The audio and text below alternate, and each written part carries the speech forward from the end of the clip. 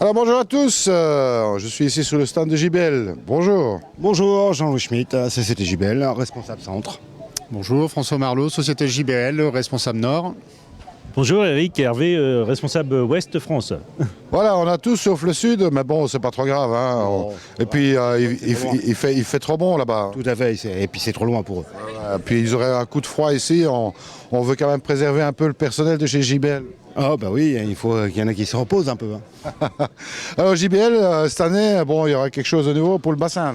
Ah oui, c'est la grosse révolution pour cette année à Nuremberg. On va présenter toute une nouvelle gamme de nourriture en exclusivité.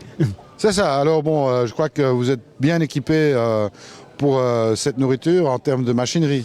Oui, des gros investissements ont été faits, nouvel extrudeur, nouveau bâtiment, donc plein de choses à découvrir. Absolument, on aura l'occasion d'ailleurs d'aller chez JBL dans vos locaux là, pour montrer ça plus tard, bien sûr. Grand plaisir. Et puis voilà, entre-temps, Nuremberg, c'est pour bientôt, c'est un terzo. Un terzo, fin mai. Fin mai. Fin mai pendant 4 jours. Donc encore un peu de stress en partant. Non, pour l'instant, non, tout va bien. Ça se prépare, il n'y a pas de problème. Ok, alors bon, ici, vous nous avez ramené quand même deux nouveautés. Oui, ici on a ramené deux nouveautés. Déjà bassin et également au niveau de l'aquariophilie avec le nouveau pH contrôle. Eh bien, on va jeter un coup d'œil sur le pH contrôle. Restez avec nous. Alors voilà, pH contrôle, un système pseudo-automatique, on va dire, puisque bon, il n'y a pas grand-chose à faire à part l'étalonnage. Donc le principal effectivement c'est de bien étalonner le système et ça vous permet de diffuser du gaz carbonique uniquement quand vous en avez besoin dans l'aquarium. Ce qui est important. Ce qui est important parce que notamment avec l'apport de gaz carbonique, vous apportez l'élément principal à la croissance des plantes, à savoir le carbone. Et ce système-là va vous permettre, relié à un diffuseur de gaz carbonique, d'apporter le CO2 vraiment de manière optimale, en évitant de perdre trop de CO2 inutilement et vraiment en respectant un pH stable dans l'aquarium. C'est ça. Alors bon, on a ici le boîtier, on va dire, tel que vous le recevez. Alors ce qu'on propose de faire, c'est de faire, comme on dit en Angleterre, enfin aux États-Unis, un unboxing. On ne va pas parler de déboîtage parce que ce serait un petit peu inapproprié. Ça peut être tendancieux, effectivement. Donc on va ouvrir la boîte et voir un petit peu ce que ça contient. Donc à l'intérieur, bien sûr, le mode d'emploi dans lequel vous allez avoir une multitude de langues. C'est ça. Donc qui va vous permettre effectivement pas à pas de voir comment le produit fonctionne. Mais l'avantage de ce système-là, c'est qu'il est réellement plug and play. On va faire la démonstration après. C'est-à-dire que vous le branchez et vous aurez toutes les informations qui vont vous guider pas à pas sur l'écran du pH control. Allez, on va voir ça. Alors après...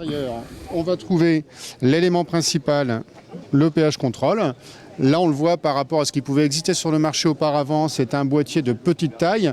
L'avantage, c'est qu'il est facilement dissimulable si on souhaite le cacher par rapport à l'aquarium. Mais par contre, comme le système est vraiment dans la mouvance smartphone, en termes d'esthétique, c'est plutôt sympathique. On peut le laisser visible. On a simplement à fixer cette petite barre-là que l'on va mettre... que l'on va mettre soit dans le meuble, soit de l'autre côté, à côté de l'aquarium, en bas, en haut. Et ensuite, vous allez simplement revenir coulisser et vous aurez la fixation optimale. C'est ça, bon, évidemment, il ne faut pas le laisser tomber. On est bien d'accord. Voilà. Ensuite, dans la boîte, vous allez trouver les systèmes qui vont vous permettre de calibrer le pH 7, le pH 4 et la solution de nettoyage. Donc ça, c'est le support et on va voir dans l'autre boîte les éléments qui correspondent à ce support-là. Ça. Je vais faire un petit peu de place. Oui. On va le mettre comme ça. Voilà.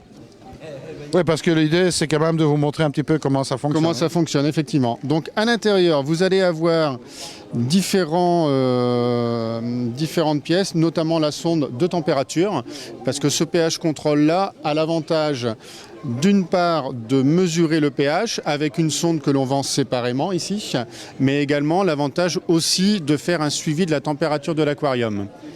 On aura également possibilité, avec une programmation par alarme, de savoir si, par exemple, le thermoplongeur qui vous apporte le chauffage dans l'aquarium fonctionne correctement ou est défectueux grâce à cette alarme-là. C'est ça, il faudrait quand même rappeler que le pH, il est également variable en fonction de la température. Donc c'est important d'avoir une correction de température. Tout à fait. Ce qu'il faut savoir, c'est qu'il y a une relation entre le pH, la température, le CO2 également. Donc tous ces éléments-là vont être enseignés par l'intermédiaire du pH control. Et avec l'avancée technologique que ce produit apporte, vous allez pouvoir avoir justement je cherche mes mots, désolé. Vous allez avoir justement une possibilité de régler ces paramètres-là et de contrôler. L'important, c'est le contrôle. Alors ici on a une petite Ensuite, boîte. on a également donc une boîte. Là, vous avez le transformateur. Donc un transformateur parce que le système fonctionne sous 12 volts. Toujours intéressant au niveau d'un appareil en aquariophilie de travailler avec du 12 volts en termes de sécurité. Ouais, il ne faut pas nécessairement électrocuter les clients. Hein. On va éviter cette chose-là, on est bien d'accord. Ensuite, un autre câble, donc un câble de rallonge. On va pouvoir ensuite venir également brancher aussi donc ici. Donc le pH contrôle, effectivement, quand on regarde l'appareil comme ça, avant de le brancher, ce qui est important aussi, c'est de présenter ça. Donc là, on a la prise pour le courant. Là, vous avez le branchement pour l'électrovanne. L'électrovanne, elle, va partir du détendeur qui est branché sur la bouteille de CO2 qui vous fournit le gaz. Ensuite, vous allez avoir le branchement pour la sonde de température qui est déjà fourni dans le système. Et le troisième branchement ici, c'est un branchement pour la sonde de calibrage et de testage du pH. C'est ça. Alors bon voilà, donc on a fait le tour de ce qu'il y a dans la boîte. Il reste encore... Vous avez également des petits accessoires supplémentaires comme les vis de fixation pour le système qui vous permet de mettre le pH contrôle à côté de l'aquarium ou dans le meuble éventuellement. Vous avez aussi les ventouses pour fixer la sonde. Et maintenant, donc, je vais refermer ça, faire un petit peu de place. Et on va regarder. On va reprendre la sonde alors qui est à part, on le rappelle. Hein, donc. La sonde est à part. Donc l'explication d'avoir la sonde à part, c'est que la sonde, c'est un appareil qui est très sensible. Donc pour avoir une sonde optimisée en termes de résultats, de fiabilité, il faut que la sonde soit relativement récente. Parce que vous pouvez acheter une sonde, si elle avait été stockée de manière trop longue, peut-être ça peut être une année. Donc le problème, c'est que vous allez acheter une sonde qui sera neuve mais qui ne sera pas performante. Donc il faut avoir une sonde récente, c'est pour ça qu'on la vend toujours séparément. Alors peut-être une question que pas mal de gens devraient se poser. Bon, la durée de vie d'une sonde comme ça?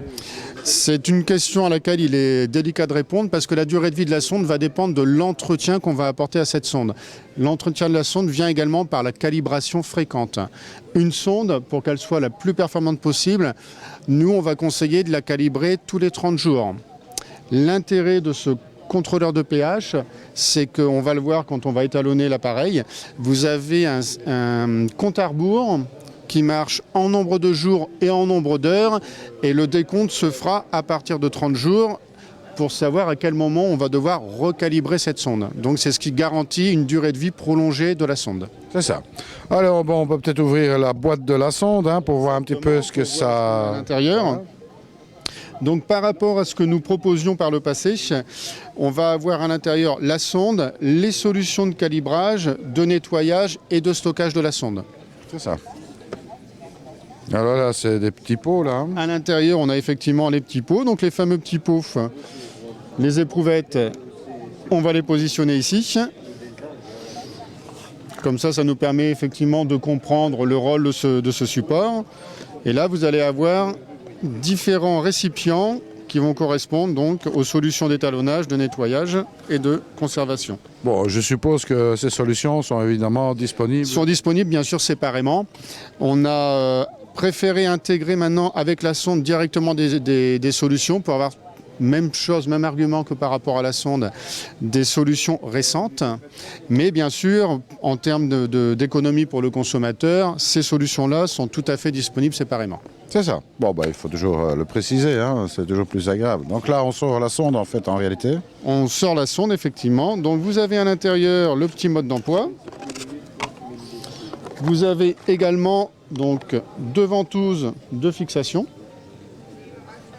Pour la sonde, Exactement. Important pour la sonde, lorsqu'elle aura été calibrée et qu'elle sera positionnée dans l'aquarium, la sonde ne doit jamais être totalement immergée. On conseille de l'immerger dans les 2 tiers à l'intérieur de l'aquarium et le reste doit rester à l'extérieur de l'eau. C'est ça. Donc on ne met pas la tête dans l'eau. Jamais. Voilà. Ouais, c'est important, parce que bon, tant qu'à faire, autant le positionner correctement. Tout à fait. Donc là, évidemment, bon, il suffit d'installer la sonde dans l'aquarium, mais bon, avant de l'installer, il faut d'abord la calibrer. Il faut la calibrer. Le résultat de l'efficacité du produit va passer forcément par un calibrage. Parce que la sonde, elle, si elle n'est pas calibrée, en aucune mesure, elle ne peut mesurer un pH valable.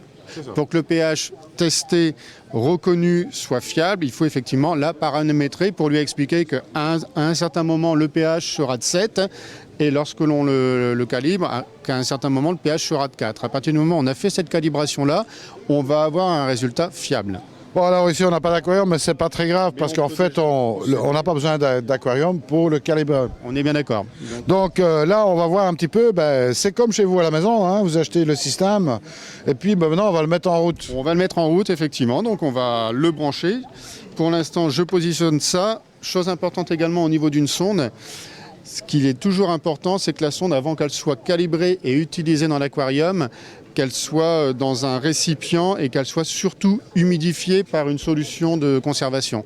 Une sonde qui sèche ne sera forcément plus efficace dans un aquarium. C'est ça, important aussi à le dire, hein. Donc c'est pour ça qu'il y a un genre d'éprouvette pour mettre la sonde dedans. Tout à fait. Donc avant d'allumer le système, on va déjà préparer les liquides. Bon, c'est pas trop compliqué à faire ça, donc voilà. Si je réussis à le faire, c'est pas compliqué. Donc là, vous avez le pH 4. Donc en fin de compte, c'est ce qui va nous permettre de faire la première calibration. Donc pour le système, on va mettre environ 10 ml de solution. On va la positionner là sur la boîte. Je ne sais pas si vous l'avez bien vu, mais c'est indiqué pH 4, pH 7 ou la solution de nettoyage. Oui, c'est en gravure, ça va être un petit peu compliqué à montrer à la caméra, mais c'est clairement marqué, c'est clairement indiqué, hein, donc c'est pas... pH 4. Voilà. On va faire la même opération avec le pH 7. Qui est le neutre, hein, le pH 7. Le pH 7, c'est effectivement la valeur neutre du pH. Inférieur à 7, on est sur une eau dite acide, et supérieur à 7 sur une eau dite alcaline. C'est ça. Bon, par contre, ces solutions-là, elles sont vraiment calibrées à une valeur bien fixe. Bien fixe, oui, c'est ce qui va garantir, je me répète, mais c'est ce qui va garantir le bon résultat et le bon fonctionnement du système. Donc je mets ça derrière pour dégager un petit peu. La solution de conservation, elle, on ne va pas l'utiliser tout de suite. C'est ce qui nous permet uniquement de conserver la sonde comme ça et de garantir sa durée de vie avant utilisation. Donc là, je mets ici. Par contre, le troisième produit qu'on va utiliser, c'est la solution de nettoyage. Pourquoi utiliser une solution de nettoyage ? C'est pour bien, une fois que la première calibration aura été faite avec un pH, bien nettoyer et éliminer la première solution des deux capteurs que l'on aura à calibrer. Voilà. Alors maintenant, je suppose qu'on va quand même essayer de brancher la sonde sur l'appareil, ainsi que son alimentation, bien entendu. Oui, on va déjà commencer par brancher l'alimentation. Donc très simple, on branche ici, on a ramené une petite rallonge là. Alors ça s'allume directement. Ça On peut peut-être voir, voir ça. Ça s'allume directement, précision importante, l'appareil a déjà été calibré une fois.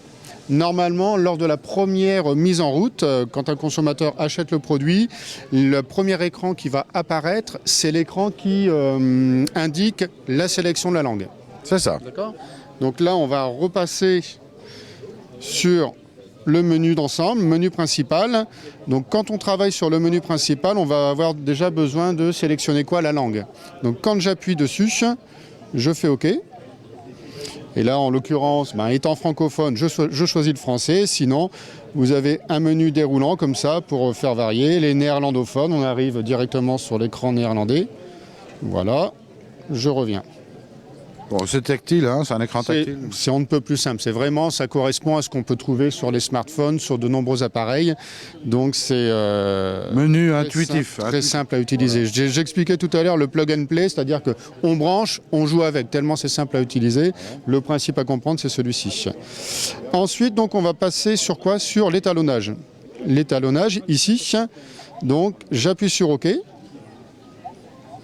Voilà, début d'étalonnage. Donc avant de faire le début d'étalonnage, je vais déjà brancher les sondes. Ouais, c'est quand même plus pratique, hein, parce que sans quoi ça va pas être très facile. Ça va pas être très, très facile et surtout très fiable en termes de résultats. Donc voilà, je branche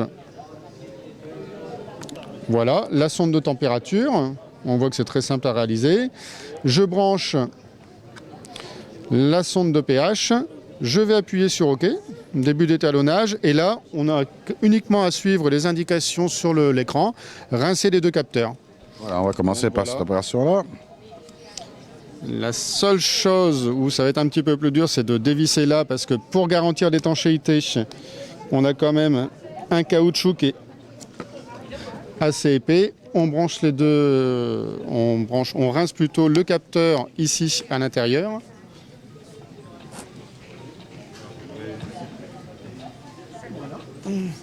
La même chose avec la sonde de température. Voilà.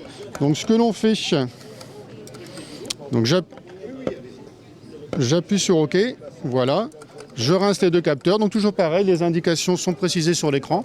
On va peut-être relever un petit peu l'écran. Voilà, merci. Rincer les deux capteurs et ensuite on met les deux capteurs directement dans la solution pH 7. Donc là, ce qui va se passer, on voit sur l'écran, je me permets, on voit sur l'écran donc les éléments. Donc déjà, il y a un schéma qui montre que les sondes sont dans une solution d'étalonnage sur l'écran. Et ensuite, on voit, là, on a les chiffres qui évoluent. Donc c'est que le système, la sonde est en train de chercher la valeur du pH qui est indiquée dans le produit. Donc ça veut dire qu'une fois que l'écran va indiquer pH 7, OK, ça veut dire qu'on va passer ensuite à l'étalonnage du pH 4. Et Voilà, c'est ce qui va nous permettre. ça prend quelques... Après, ça prend quelques minutes, c'est relativement rapide quand même. Les systèmes maintenant électroniques sont de plus en plus fiables et c'est vrai qu'on n'a plus besoin d'attendre peut-être plusieurs minutes comme on le faisait auparavant. C'est ça. Alors bon, c'est en cours là, voilà. C'est en cours, exactement, oui. Donc là, on voit également l'indication de la température mesurée par la sonde sur les solutions d'étalonnage.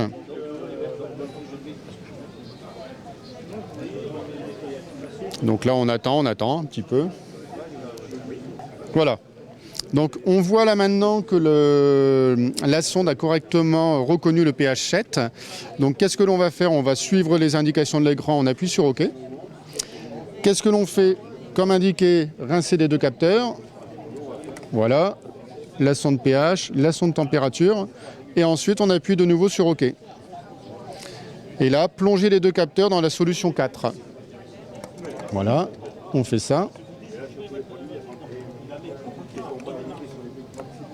Et on appuie sur OK. Donc va se dérouler la même opération que précédemment, c'est-à-dire que la sonde va chercher la valeur du pH indiquée, et si elle trouve la valeur 4, ça voudra dire que le calibrage est bon, et maintenant après on procédera à la mise en place des deux sondes directement dans l'aquarium. C'est ça.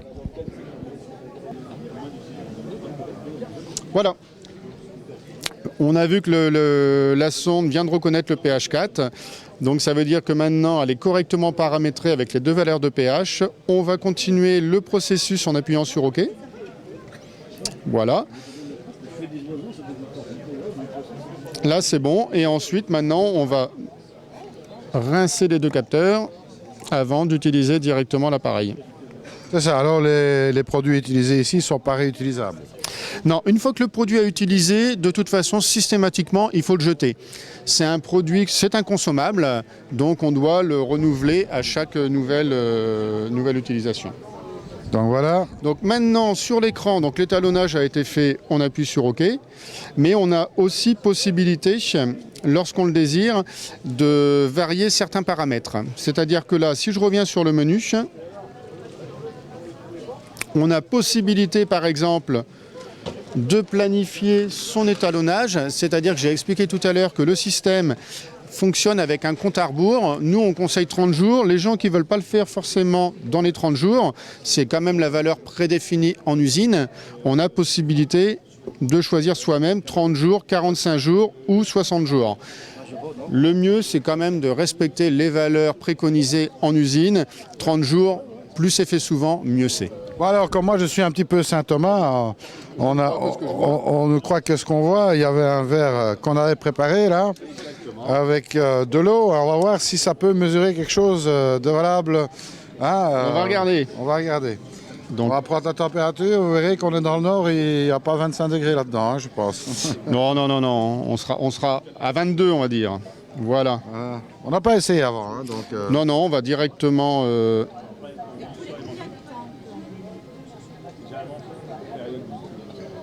Là, on voit directement l'écran qui va nous donner les valeurs de pH. On a la première indication à droite, c'est une indication très importante. C'est l'indication justement du compte à rebours. Donc là, on a 30 D donc pour 30 jours et on a 720 heures avant le prochain étalonnage. C'est ça. Donc on a également possibilité dans le menu initial de choisir différentes alarmes. On peut avoir une alarme par exemple qui va être une alarme clignotante.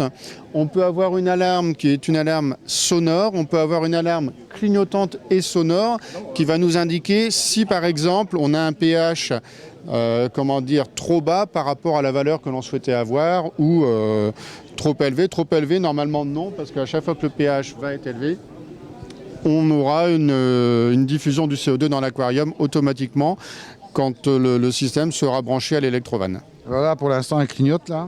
Elle clignote, oui, effectivement. Pourquoi? C'est parce que les valeurs de pH de cette eau-là sont beaucoup trop basses. Ah d'accord. Donc là, on peut voir la valeur. Ouais. Donc là, on est à 4,72. Ensuite, on a les valeurs donc, de dureté carbonatée qui sont indiquées, que l'on peut également renseigner. C'est-à-dire que si on veut avoir une calibration automatique, si on veut déterminer par exemple un certain pH, on a certaines valeurs, on va indiquer par exemple une dureté carbonatée, un KH de 6 en degrés allemands, et le KH de 6 correspond à un pH normalement optimal d'une certaine valeur, et c'est l'appareil qui va vous la donner dès le départ. C'est ça, donc intéressant. Voilà.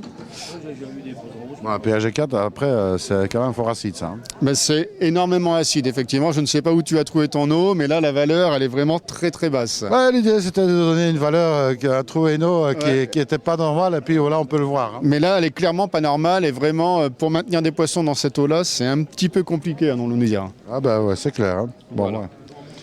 Donc là, c'était bon. Le but de la vidéo, c'était clairement de vous présenter le système d'utilisation de ce pH control, de montrer également l'intérêt d'avoir un système simple, de petite taille, qui peut se mettre vraiment partout. Et on le voit maintenant, c'est vrai qu'en termes de couleur, c'est quelque chose qui correspond à ce qu'on trouve maintenant dans la plupart des smartphones, tablettes, simples à utiliser. Bon, ici, on est vraiment à un micro-aquarium, donc il suffit d'installer la sonde avec les ventouses pour éviter qu'elle ne se plonge totalement dans l'eau. Bien sûr. Et puis voilà, le tour est joué, c'était paramétré. Bon, on peut voir très simple à mettre en œuvre en finalité. Très simple, et ce qu'on a pu voir, c'est qu'effectivement, je vous ai présenté le manuel qui est assez épais du fait qu'on a de nombreuses langues dessus, mais le manuel, on ne l'a pas du tout utilisé. On a vu que vraiment, en précisant tout à l'heure, le plug and play, c'est clairement ça. On le branche, on suit les indications de l'écran, et ensuite on voit que ça fonctionne bien. Reste quand même à préciser une chose, il faut encore ajouter l'électrovanne. Donc il faut ajouter l'électrovanne, il faut ajouter également bien sûr la bouteille de CO2 avec le détendeur, parce que sinon le système ne pourra jamais fonctionner. Et une fois qu'on a cet ensemble-là, on a quelque chose qui sera optimisé pour la croissance des plantes, et également pour la sécurité de l'aquarium. Plus vous aurez un pH stable, ce que le système va vous permettre d'obtenir, plus vous aurez un aquarium simple à maintenir et avec des poissons en bonne santé et des plantes magnifiques. Eh bien, en tous les cas, merci pour cette démonstration, mais restez avec nous parce qu'on a encore quelque chose à vous montrer. Merci Patrick. Alors voilà, c'était pour cette petite présentation ici de ces nouveautés JBL. Hein. Oui, Patrick, je pense qu'on a fait un bon tour d'horizon des 2 dernières nouveautés présentées et proposées par la gamme. Alors on peut quand même dire que JBL, il a aussi son leitmotiv. Hein, Tout à fait, avancé par la recherche. Eh bien, avancer par la recherche, ça c'est un leitmotiv qui est vraiment très sympa. Et puis moi je vous dis autre chose, hein, comme d'habitude. Si vous êtes dans les environs, jetez un coup d'œil sur le stand de chez JBL parce qu'il y a vraiment beaucoup de choses là. Nouveauté, on le rappellera, c'est surtout le bassin cette année. Donc le bassin, effectivement, avec l'évolution de la gamme destinée à l'alimentation des coilles, qui sera présenté lors du Salon international de Nuremberg, fin mai. C'est ça, Interzoo, hein, pour ne pas nommer. Et puis, vous découvrirez tout ça, évidemment, dans vos magasins favoris, qu'on soit un petit peu aux 4 coins de la France, pour autant qu'il y en ait 4. Hein. Eh bien sûr, et de toute façon, ces produits sont déjà disponibles dans les magasins. Hein. Absolument. Eh bien, quand vous allez voir ça, moi, il me reste à vous dire, surtout, ne soyez pas sages. Bonsoir à tous et à bientôt. Bonsoir. Bonsoir.